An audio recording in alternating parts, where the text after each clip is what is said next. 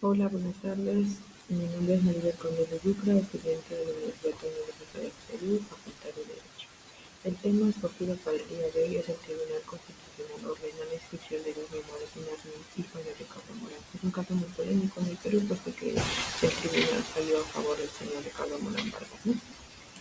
Podemos ver que una introducción general, ¿no? En el Perú la reproducción subrogada no está regulada ni prohibida explícitamente, lo que convierte en un área legal gris, existiendo un vacío legal dentro de ella, ¿no?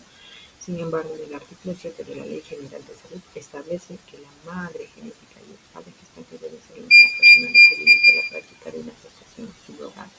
¿Qué quiere decir una gestación subrogada? Que quiere decir que es un óvulo donado de la persona es puesto en una mamá o un vientre de alquiler, ¿no? Por así decir, en la que esta mamá no tiene ninguna carga genética con el niño.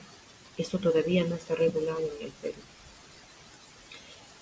Vayamos a la reseña histórica, ¿no? Podemos ver que en el año 1785 se dieron las primeras examinaciones artificiales con éxito. En el año 1960 se dieron los primeros intentos de fecundación in vitro. En 1970 se hace la primera, la, introduce el uso de la laparoscópica para la recorrida del, o sea, que crece que se está haciendo un estudio antes, ¿no?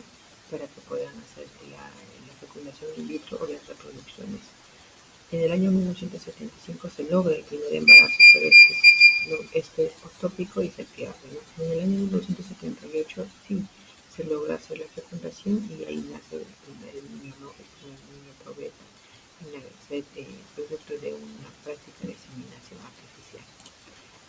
Bueno, en este caso, el caso contundente es los hijos de Ricardo Morán nacieron en Texas, en un país lejano a Perú, o sea, son extranjeros, y Ricardo Morán pues pretende registrarlos en la RENIEC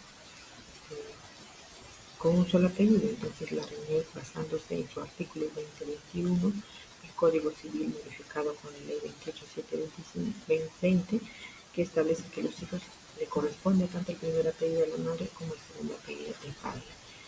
A su vez menciona que en el literal C de su directiva menciona que si el padre es el declarante deberá señalar si el padre, o sea que le dice acá, si el padre es declarante deberá señalar los apellidos de la madre, o sea, el primer apellido de la madre, a la cual no, Ricardo Morán no facilita estos datos indicando que él son sus hijos de él y no tiene por qué revelar el nombre de la madre porque esto es un embarazo subrogado, o sea, asistido. Entonces en las leyes externas este embarazo subrogado tiene un contrato, tiene una norma, tiene una ley en la que menciona que el embarazo y la reproducción subrogada no es necesario revelar el nombre de la mamá, porque hasta en los historiales clínicos dice gestante subrogada, o sea, no dice con nombre explícito A, B, C, sino solamente dice gestante subrogada, no menciona nombre específico de la madre. Entonces esas son las leyes externas, ¿no? Entonces es un contrato privado, entonces ya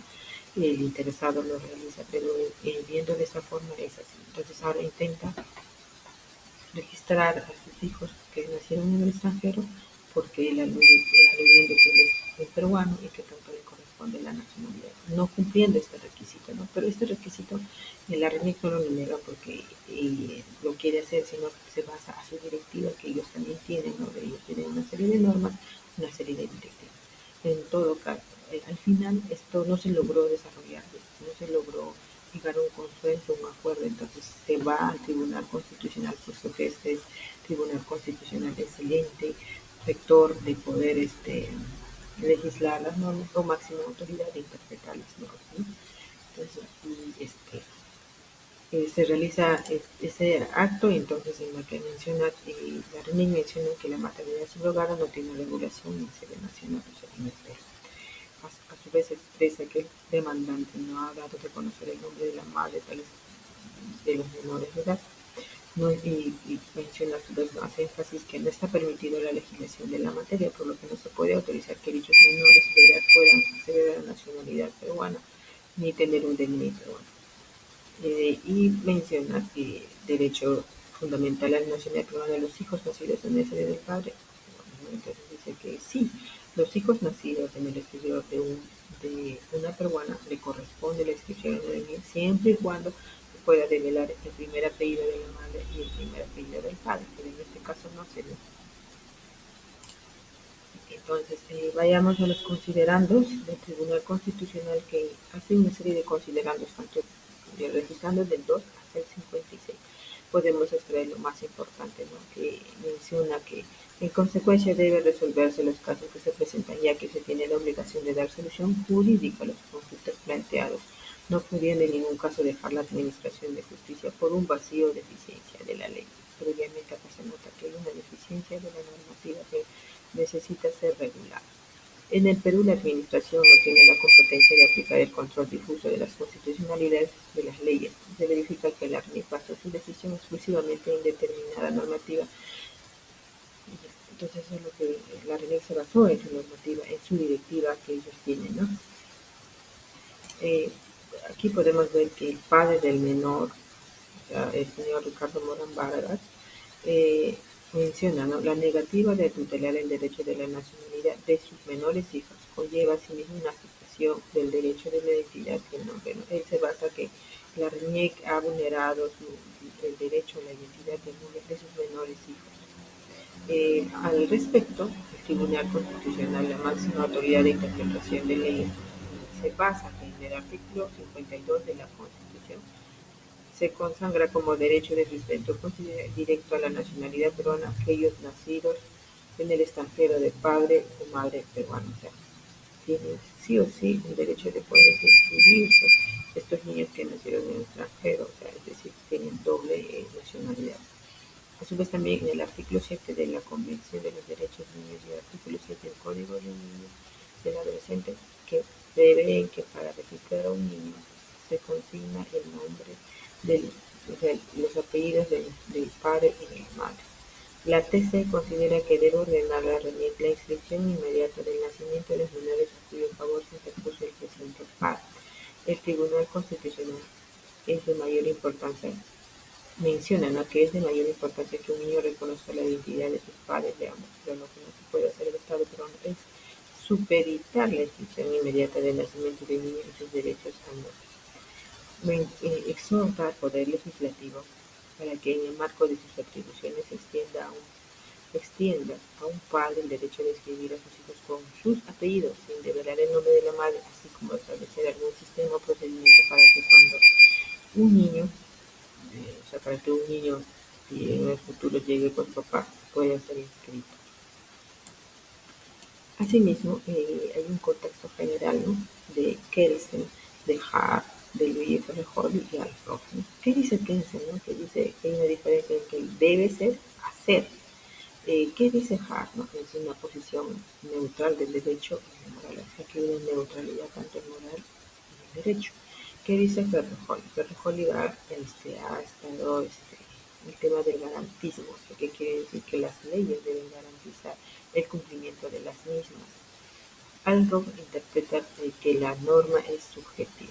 Podemos ver que en la Constitución, que el Código Civil peruano del año 1984, su artículo 21 menciona que el hijo le corresponde el primer apellido de la madre y el primer apellido del padre.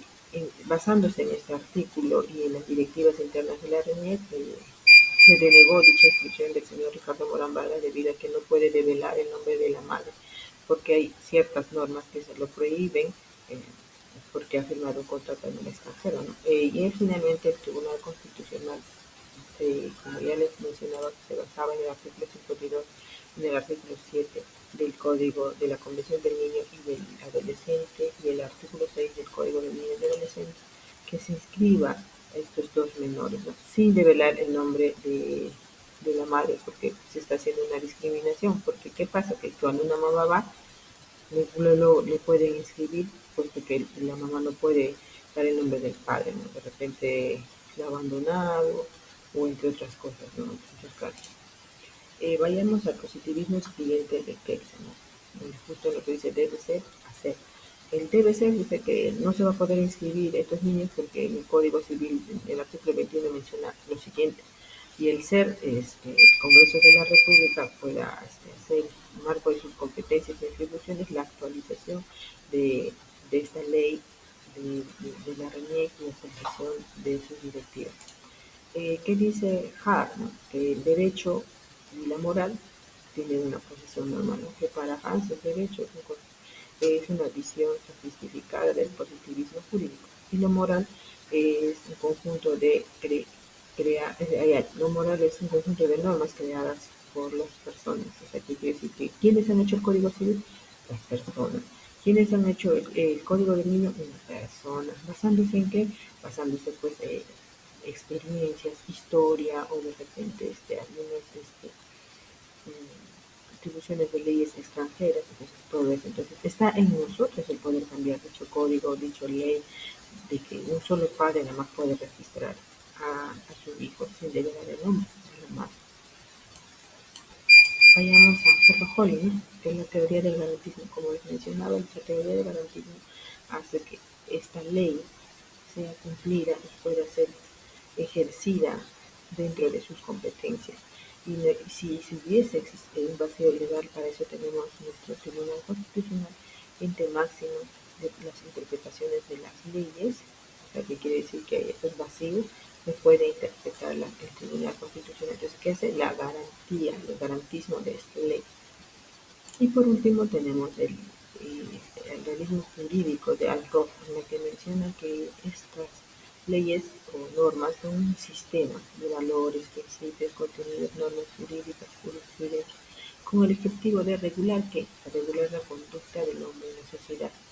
Si se incumple, una sanción. En este caso, pues la RENIEC ha ido incumpliendo de manera arbitraria. ¿Por qué? Porque se ha basado en sus directivas, más no le corresponde la interpretación de las normas. Llegando a conclusión que el Tribunal Constitucional del Perú falló a favor de Ricardo Morán en octubre del 2023, ordenando que la RENIEC escriba a sus hijos y reconocerles la nacionalidad peruana. Esta sentencia sentó un precedente, ya que el fallo se basó en que la norma que impidía al señor Ricardo Morán Vargas inscribir a sus hijos era discriminatorio hacia los padres, ya que la madre no estaba obligada a declarar el padre, pero el padre sí ha declarado a la madre.